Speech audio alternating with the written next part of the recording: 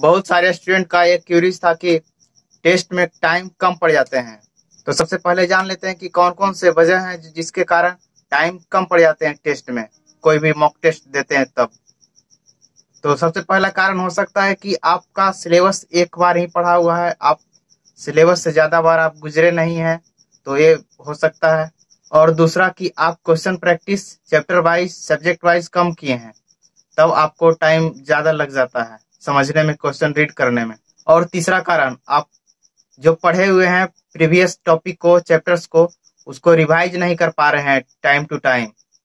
इसके वजह से आपको रिकॉल करने में टाइम लग जाता है और टेस्ट के दौरान आपको टाइम ज्यादा लग जाता है, क्योंकि आप उस समय रिकॉल कर रहे होते हैं जो भी पॉइंट्स है उस क्वेश्चन से रिलेटेड। मैं पहले कई वीडियो में बता चुका हूं कि competition is all about revision. जितना बार आप रिवाइज करोगे, कंपटीशन आपके फेवर में होगा।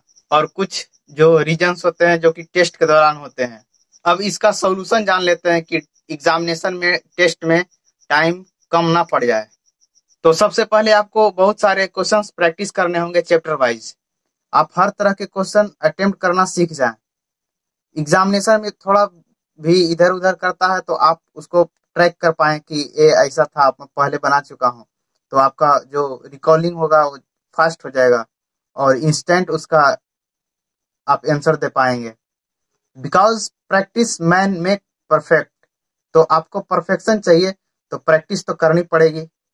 अगर जो आप ड्रॉपर हैं या टारगेट में हैं, आपका नोट्स प्रिपेयर है, तो आप ज्यादा पढ़ने पर ना ध्यान दें, थोड़ा पढ़ें और ज्यादा फोकस करें कि आप क्वेश्चन सोल्व करते हुए आप टॉपिक वाइज, चैप्टर वाइज आप मूव आउट करें। नहीं तो आप रेट्रो प्रोसेस से चलिए।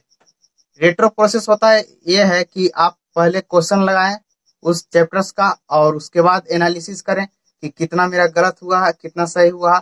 उसके बाद आप उस नोट्स को पढ़ें, उस बुक को पढ़ें। थियरी से ज्यादा आपको न्यूमेरिकल सोल्व करने होंगे, जैसे फिजिकल होगा और फिजिक्स हुआ, ये सब में।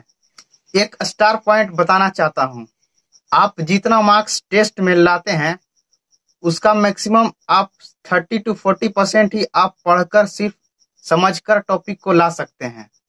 आपको 90% और 100% तक जाने के लिए, मार्क्स लाने के लिए आपको प्रैक्टिस करना होगा। क्वेश्चन प्रैक्टिस बहुत ज्यादा करना होगा और टेस्ट के थ्रू होगा।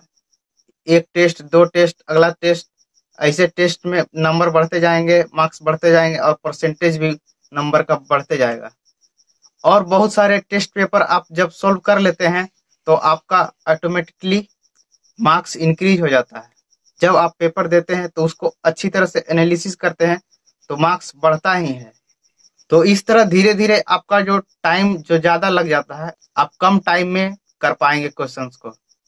एंड सेकेंड थिंग्स कि आपको शॉर्ट नोट्स बनाने होंगे और उसको टाइम टू टाइम रिवाइज करने होंगे।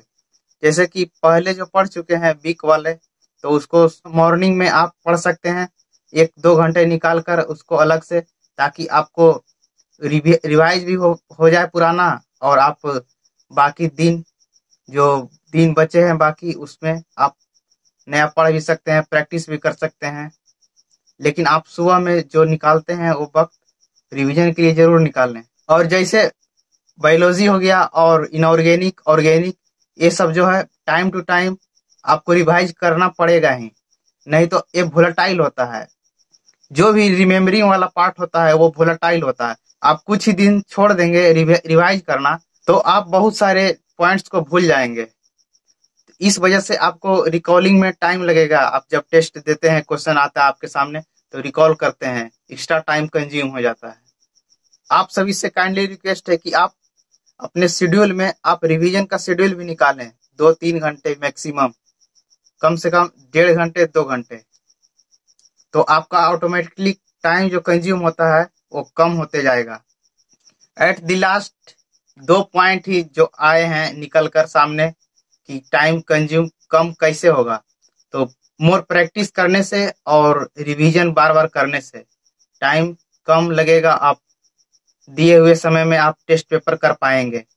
तो यहाँ तक बने रहने के लिए धन्यवाद। अगला टॉपिक कौन से होना चाहिए आप कमेंट में जरूर बताएं।